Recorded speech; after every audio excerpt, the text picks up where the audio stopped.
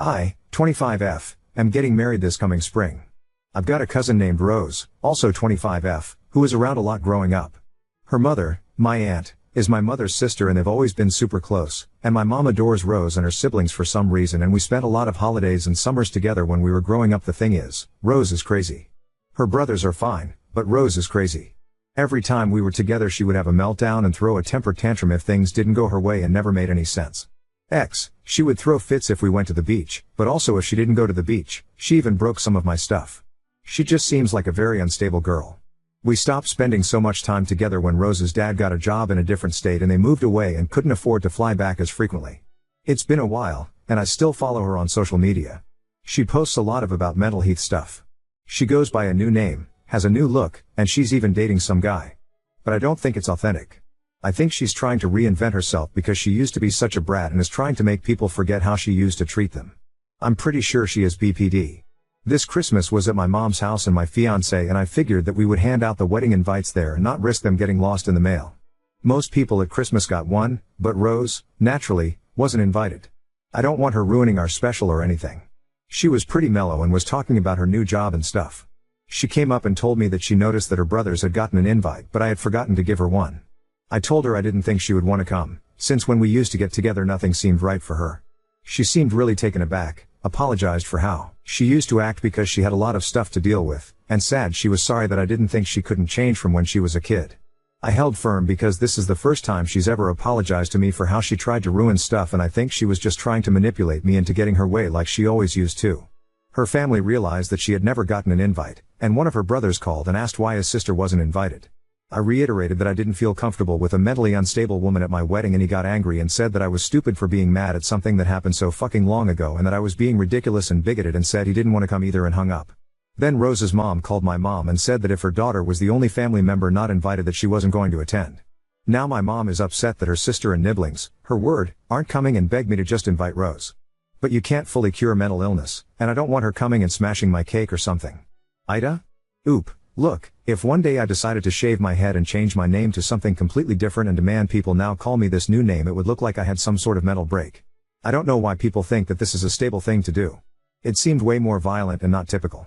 Random things would set her off, like once she went into her room and pulled off the heads of all her Barbies, and one of mine because we were playing together earlier, and another time at her birthday she was really happy opening presents and then she unwrapped a new dress my mom got her and started crying and wouldn't tell anyone why she didn't like it. Update 1. I am getting married in several months. Sorry if this sounds convoluted.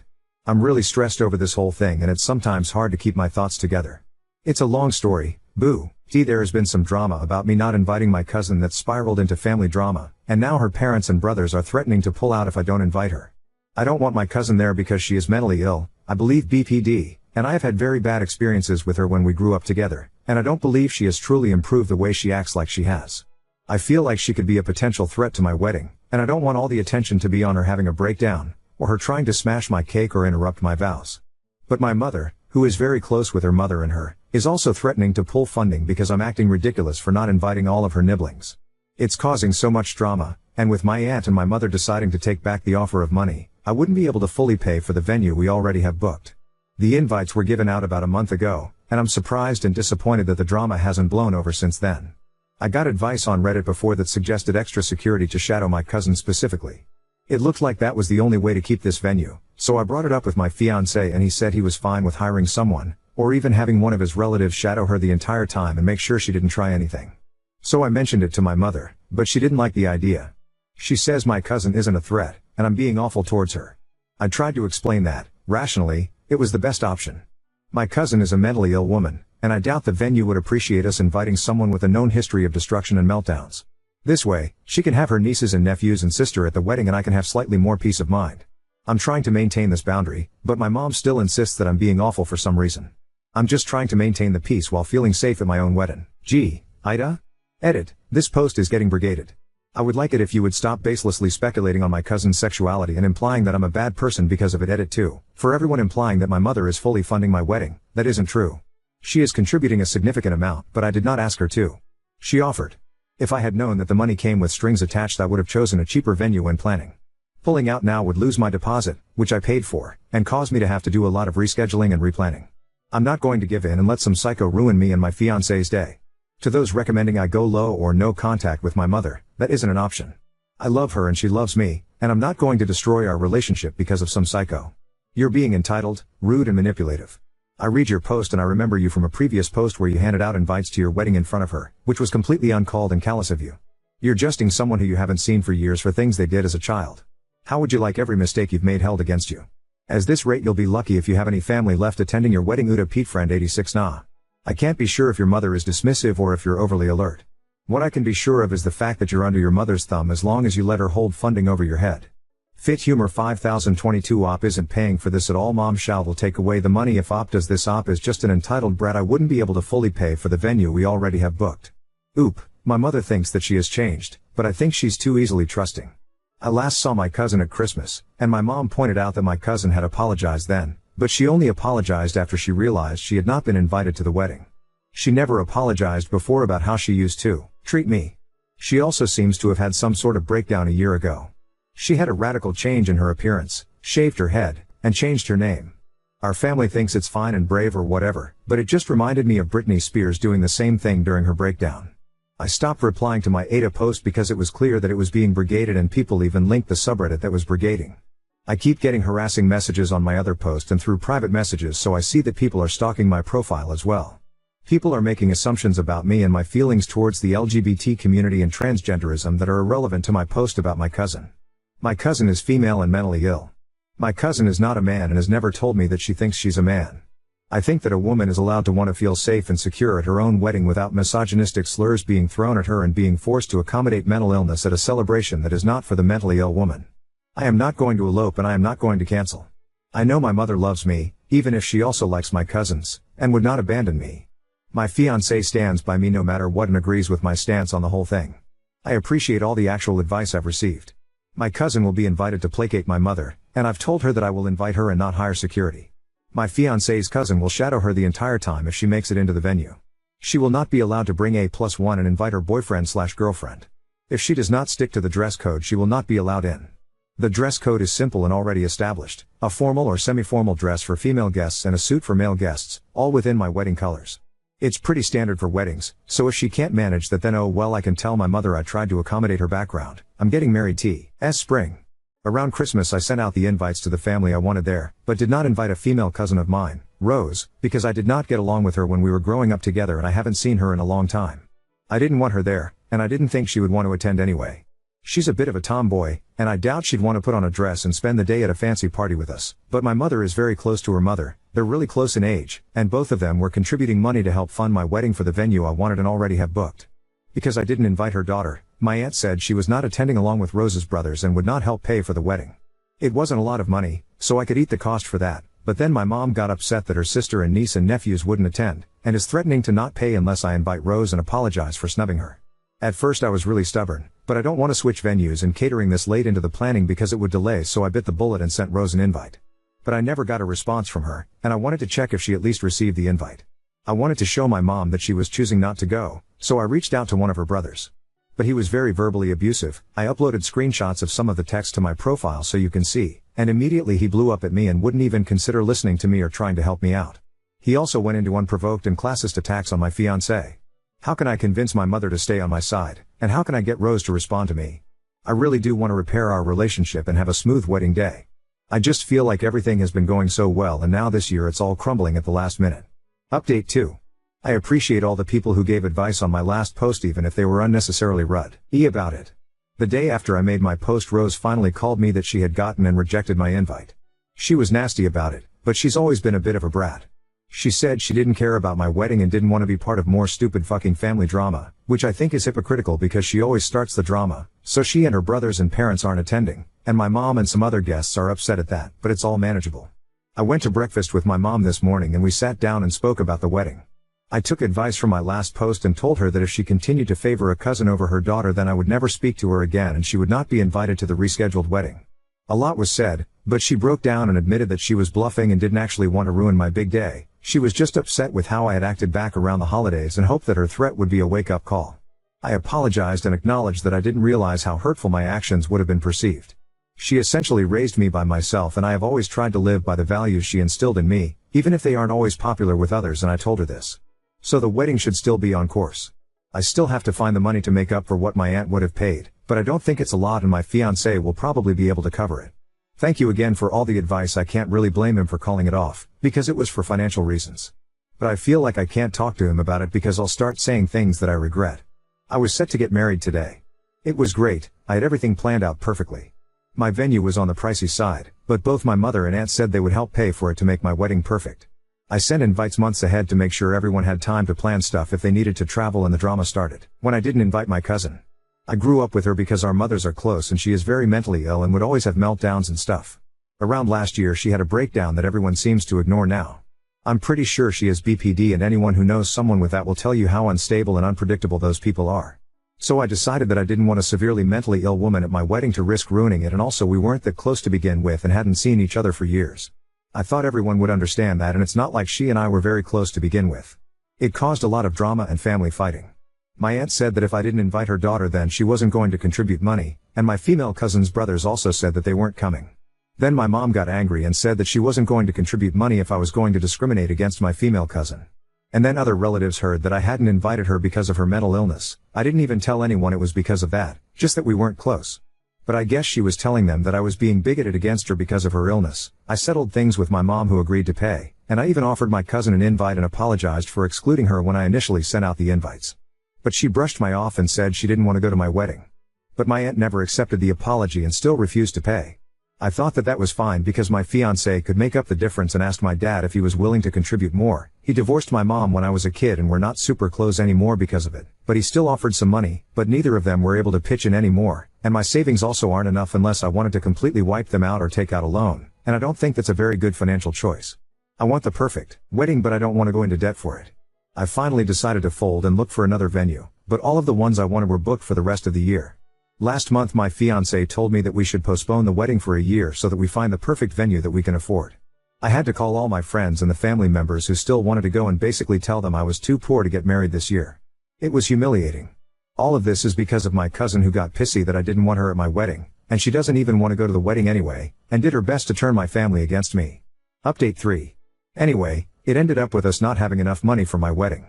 It was too close to be able to reschedule a venue, so we decided to cut our losses and get married next year instead. We still had a 2-week Mediterranean cruise scheduled as our honeymoon, so he said we should just go on it as a normal vacation to try and unwind after the disaster of a year I've had so far. It was nice. But near the end he got more and more distant, and once we landed back home I joked it was back to wedding planning, and he got very serious and admitted that he doesn't think planning a wedding is a very good idea. He said the family bullshit drama had made him reconsider, and he thought that the cruise would soften the blow. I was crying and said I'd cut off the shitty family members and obviously we would never see the psycho relative ever again. But he said it wasn't just that I had shitty crazy family members, and it's been almost a week since he was last home. He's staying with his brother. I'm numb at this point. Everything's gone off the rails. The cruise actually made me feel worse, like he was just wanted to have fun and was using me for sex before dropping me. I fucking hate all of this. Are you the person who didn't want to invite her supposedly mentally ill cousin whose mother was helping pay for the wedding? That was cute. Wait a saga. Because if that's you, he's right, it's not that you have shitty family members, you are the shitty family member. Now on to second story. Laughed at my father's mistress when my aunt called her out for using depression as an excuse to ruin our family, but now I wonder if I was wrong. 2 years ago my father left my mother to go with his mistress, whom I will call Anna.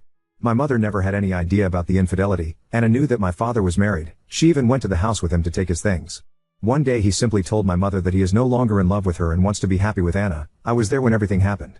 Anna was depressed, she has many scars on her legs and arms. I don't go to my father's house, it makes me uncomfortable to be around them for obvious reasons. Anna is overly nice and it's really uncomfortable. A few days ago it was my grandfather's birthday and the whole family was together, including Anna. I have an aunt who suffers from depression and other more heavy things like schizophrenia. She has tried to hurt herself many times. At one point in the night there were only my father, my aunt, Anna, another aunt and I in the living room. For some reason my aunt and Anna were talking about some serious things, and at one point Anna began to say that depression made her do many things trying to feel fulfilled, that she could only overcome depression when she met my father and he saved her, that meeting him was the key to overcome her depression, and now she's finally happy thanks to him. I know about that because Anna often tried to bond with me by telling me how much she suffered in her life and how my father saved her. She has always justified herself that she was depressed and was in a hard place in her life before my father saved her. It always makes me feel uncomfortable and I don't feel empathy for her no matter how sweet she is. Talking about how many times you try to kill yourself in front of my 8-year-old sister, it's not something normal. Anna has always tried to paint her relationship with my father as a fairy tale that began in a different way, but that she doesn't regret anything because her world is perfect now. At that moment my aunt said something like, I tried to save myself by going to a psychologist, not by jumping on the dick of a married man, and then she began to say that depression made her want to jump off a bridge but not ruin a family. I just laughed. It was funny. My aunt may have her mind elsewhere all day, but it was crazy to see her make such a sly comment. But when my father was taking me home, Anna was crying and he scolded me for laughing at what my aunt said, saying that no one knows everything that Anna suffered. I know, she always talks about that. I didn't apologize, but now I think, was I really wrong to laugh? From my point of view, my aunt was right. Update 1. Hello, some things happened over the weekend. My aunt came home, I live with my mother, and told my mom what happened. My sister is an 8-year-old girl and she really hates Anna. Anna wants to try to get along with my sister and told her about the time she wanted to commit suicide and how my dad saved her. After that my sister came home asking my mother if she had ever thought about committing suicide. That's not a question an 8-year-old girl should ask, and my sister even asked me questions about suicide after that. I don't really know what else exactly Anna said to her, but it definitely affected her as a little girl. It's not even something you should talk about with a girl of that age. My mother was furious, and since that day she forbids my father to have my younger sister near Anna as she considers her a dangerous and unstable person around children. Since that day things have been really tense between my father and my mother. My little sister doesn't want to visit our father, so she is fine with this. My aunt told my mother that Anna talked about it again, but this time, in front of me. Apparently my father and Anna were totally forbidden to talk about these things in front of me too. I'm not a little kid, but apparently that was the arrangement my mother made with my father when she set boundaries for them. My aunt told her what happened that day, and I confessed to my mother that Anna and my father talk a lot about those suicide attempts in front of me, which is something I should have talked about before, but at that moment I didn't want problems and decided to just ignore them. I told my mom that for that reason I am not going to my father's house anymore, and my mother got very upset with him. The next day she went to talk to my father. I don't know what they talked about. She just came back saying that Anna can't get close to us anymore. She told me that she can't forbid me from being near my father, and that's my decision, but Anna is extremely forbidden to set foot in the same place where I and my sister are. My paternal grandparents agreed, and my aunts too. They knew about the situation with my younger sister. I haven't spoken to my father, but my cousin told me that my father argued with my grandfather. He often says that Anna is a good person and we don't understand the pain she suffered, so I guess he's upset with all of us now for our great lack of empathy, as he always says. I don't know, at least now I won't see them for a while. It was a boring update, but that's what happened. Haha info. My father is only 3 years older than Anna. She is not much younger than him or anything like that. From what Anna told me, she always tells it, they met at work. She called my father every time she tried to commit suicide, and so he began to help her. Anna used to go to the psychologist but said that she decided to leave it because that did not help her. Then she met my father and well, according to her, he saved her. It is disturbing to hear her talk about how she always sent messages to my father since he was her only support. Her words, and he ran and left everything at home to go with her every time she was feeling bad. A sociopath in my books. A good person doesn't talk about suicide with an 8-year-old, whose brain hasn't developed fully to understand its implications. Or a good person doesn't have sex with a man who is in a committed relationship. Oop, my cousin doesn't like her neither. My father is the one who says those things. Update 2. Hi, I wasn't planning to make another update, but we've had a lot of problems with Anna, too many, and I think now even my father has realized that she's crazy. I have stopped going to see my father, and my father's parents stopped allowing him to go with Anna to their house since I am there a lot, and my mother does not allow her to come near me or my sister. Anna began to have the strange behavior of starting to send me texts. First she apologized to me but insisted that my father misses me and my sister. I replied to her that my mother does not allow us to talk to her, and she said that she is my father's partner, so we have to get used to her being around.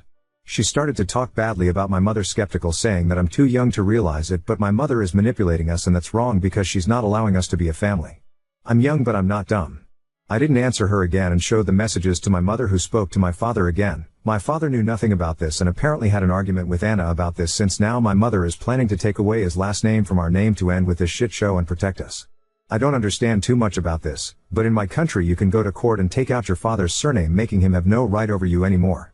I honestly believe that neither my sister nor I would have any problem with this, but I think my mother just said that to scare him. This is something I heard from my aunt, and I don't know how much of this is real, but my father has been staying at my grandparents' house. One of those nights Anna went to knock on the door looking for him just to argue. She and my father began to argue. Anna yelled at my dad that he couldn't leave her like that, but nothing else happened because my grandfather kicked her out. My aunt also told me that my father told her that Anna sends him messages like, if you leave me I will kill myself, you can't leave me, so my father is afraid of leaving her and afraid of her. Less than 2 days ago I found out that my father had to leave work quickly because she sent him goodbye messages. Nothing happened to her, she just cut her arms as always. My aunt said that this is something that Anna has always done. Even when the affair started, she sent him messages saying that she was about to commit suicide so that my father would go to her. This is something that Anna also told me, but in a more romantic way. It always scared me.